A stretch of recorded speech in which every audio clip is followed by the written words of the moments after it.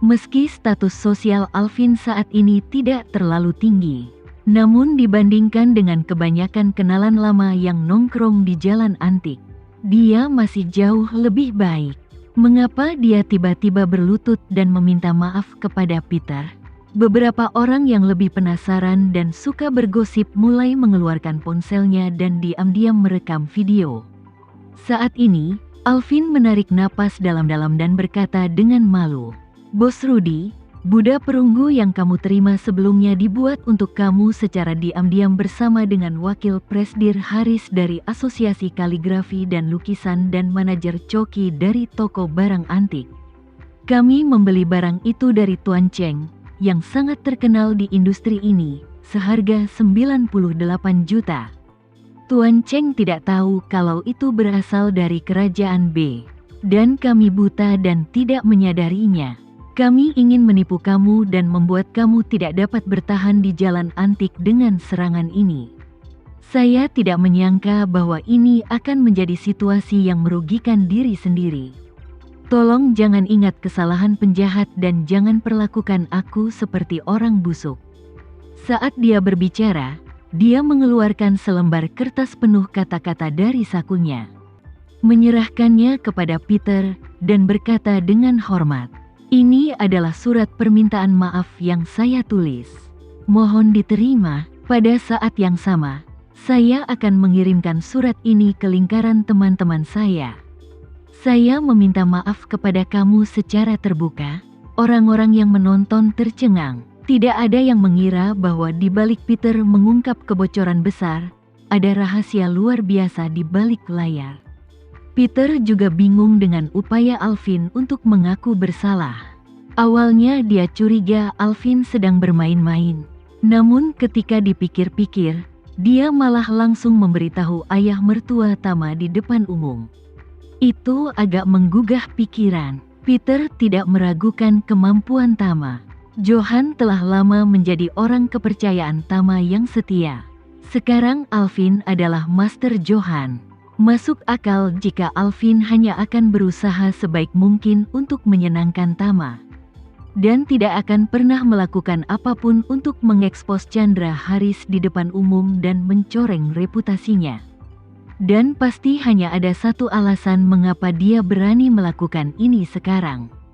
Ini pasti perintah Tama. Memikirkan hal ini, Peter langsung mengerti bahwa sepertinya Tama sudah mengetahui keseluruhan cerita, dan bertekad untuk memberi pelajaran pada Alvin, manajer Coki, dan ayah mertuanya Chandra Haris. Jadi, dia tersenyum dan berkata kepada Alvin, "Kalau hanya karena masalah ini, tidak perlu datang dan meminta maaf padaku. Sejujurnya, saya ingin mengucapkan terima kasih.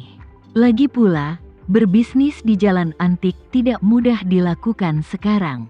Memiliki awal yang baik memang merupakan peristiwa yang jarang ditemukan." Wajah Alvin terasa panas.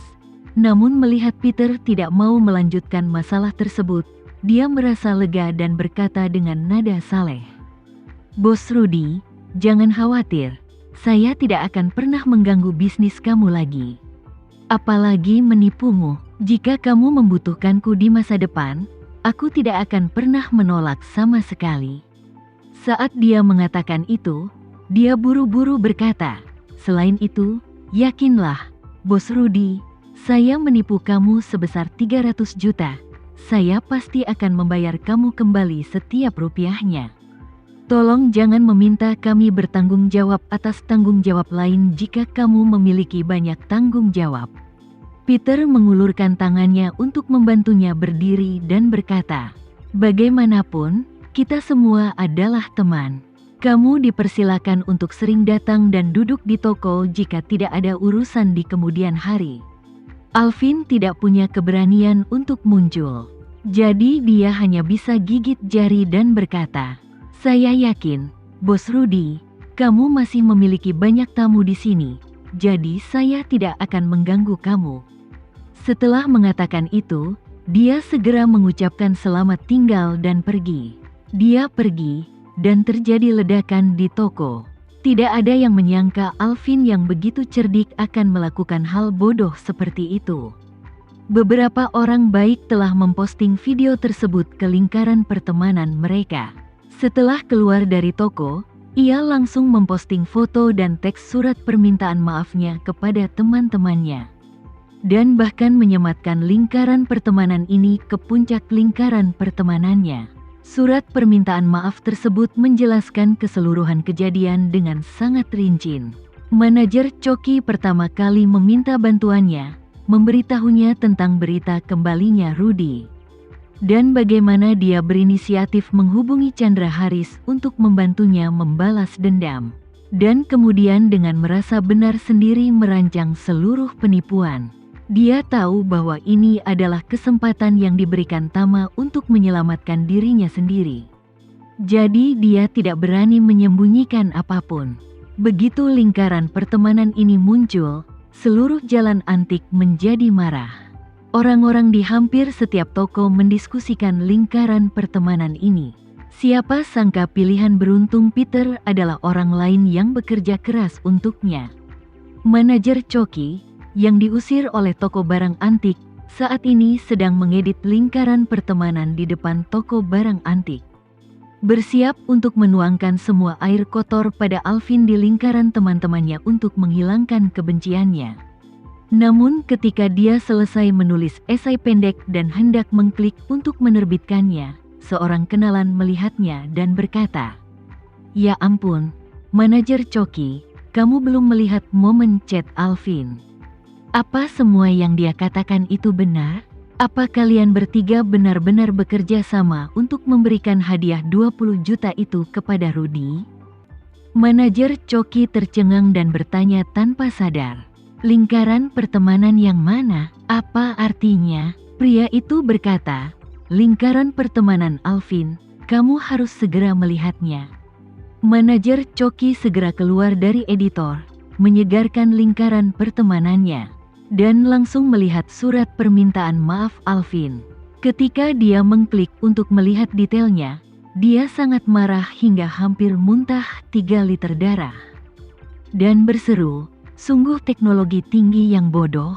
Hancurkan truk itu, Alvin, kamu sialan. Biarpun kita mati bersama, kamu selangkah lebih maju dariku. Binatang buas." Petik 2 titik. Dan lingkaran pertemanan ini juga membuat Chandra Haris terkenal di industri barang antik. Asosiasi lukisan dan kaligrafi juga memiliki satu kaki di lingkaran antik. Dan Chandra Haris terkena skandal seperti itu, yang mengejutkan baik kalangan kaligrafi dan lukisan maupun kalangan antik. Dalam beberapa menit, berita itu sampai ke Presidir Paul, menyebabkan dia melompat-lompat di kantor dengan cemas. Presidir Paul juga ingin menjilat Chandra Haris, jadi dia berencana menyerahkan posisi presidir umum kepadanya setelah dia dipromosikan. Dia awalnya mengira semuanya adalah hal yang pasti. Namun dia tidak pernah menyangka bahwa Chandra Haris berkonspirasi dengan orang lain untuk melakukan penipuan antik. Yang salah lagi awalnya adalah penipuan, namun pada akhirnya berubah menjadi penipuan pemberian uang. Banyak orang dalam pertemuan tersebut awalnya melakukan protes keras terhadap Chandra Haris. Wakil Presidir Eksekutif tidak melakukan apapun selain berpura-pura menjadi orang palsu. Terutama para wakil presidir yang ditindas oleh Chandra Haris diliputi amarah. Masing-masing dari mereka mendambakan posisi wakil presidir eksekutif. Dan mereka semua mengeluh tentang Chandra Haris, seorang wakil presidir eksekutif yang sangat miskin. Tidak ada kesempatan yang cocok untuk menggulingkannya sebelumnya. Namun kini kesempatan sekali seumur hidup akhirnya tiba. Maka beberapa wakil presidir bersama para anggotanya bergegas ke kantor Presidir Paul dan menuntut agar Presidir Paul mengeluarkan Chandra Haris dari Asosiasi Lukisan dan Kaligrafi. Seseorang berkata, "Presidir Paul, Chandra Haris melakukan kejahatan. Jika masalah ini dilanjutkan, dia akan masuk penjara." Wakil Presidir Eksekutif Asosiasi Kaligrafi dan Lukisan akan dipenjara karena penipuan. Di manakah wajah Asosiasi Kaligrafi dan Lukisan kita? Orang lain menggema, "Benar, Presdir Paul. Kambing hitam ini tidak bisa lagi tinggal di asosiasi kaligrafi dan lukisan kita. Dia harus segera diusir. Orang lain berkata, saya sudah mengatakan bahwa orang ini tidak mengerti apa-apa. Kualifikasi apa yang dia miliki untuk menjadi wakil presdir eksekutif? Sekarang sepertinya dia tidak hanya tidak mengerti apa-apa, tapi dia juga memiliki masalah moral yang serius.